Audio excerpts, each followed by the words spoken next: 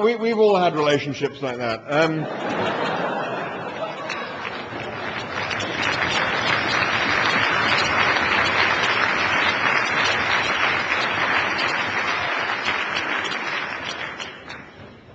Supposing you got through all these obstacles and actually succeed in mating, the female kakapo will then lay one single egg every 2 years, which promptly gets eaten by a stoat or a rat.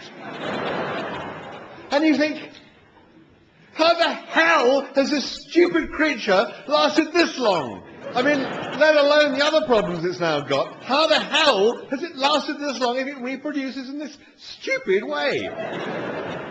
And the answer is a very interesting one, which is, it survived this long precisely because of that strategy. Now that seems peculiar to us.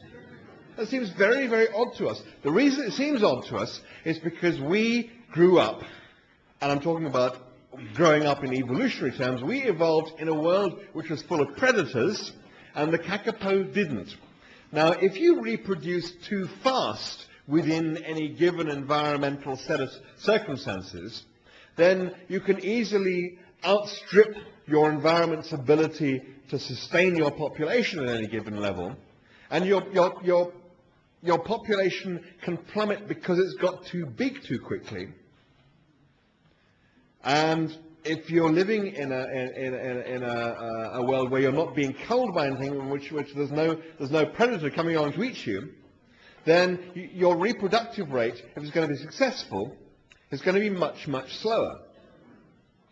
So, making such a song and dance out of their reproductive techniques is exactly what enabled them to reach a good, stable situation, the population, until the point at which human beings came along and knocked it all up. Now, because we come carrying our own mindset, our own idea of what the world looks like, our own idea of how the world works, we look at this animal and think it's stupid.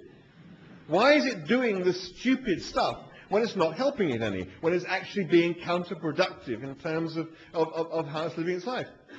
But you see, the thing is that because the kakapo evolved that way, it's the only way it knows how to behave. To do anything else, to revise its reproductive strategy, would be against kakapo nature. It would be a kind of in-kakapo thing to do.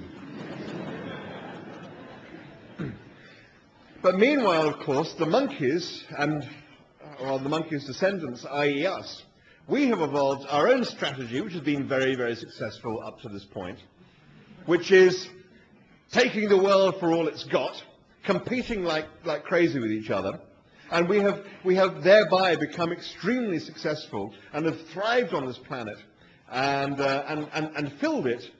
But as a result of that happening, the nature of the world we live in has now changed, just as the nature of the world that the kakapo lives in has now changed. And whereas the kakapo, if I can be naughty and anthropomorphize again, finding itself in this desperate situation of its population just plummeting, is thinking, well, what do we do well? We reproduce very slowly, so let's give that a try. And of course the population plummets still further.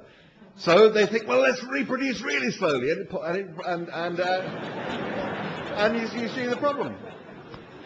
But in the end, you see, we are doing precisely the same thing, because the things that have been good strategies for us, which is taking whatever we need from the planet without any thought for what the consequences of that might be, because when that strategy evolved, the world compared to the size of the world and the size of the world's resources compared to the size of our population meant that the world was indistinguishable from being infinitely big. But it isn't anymore, but we continue to carry out the same strategies, because to do anything else would be against human nature, would be an inhuman thing to do. So it seems to me that we get fantastically useful and helpful sort of parables from looking at the animal world to seeing something, to understanding the way in which we work on this planet.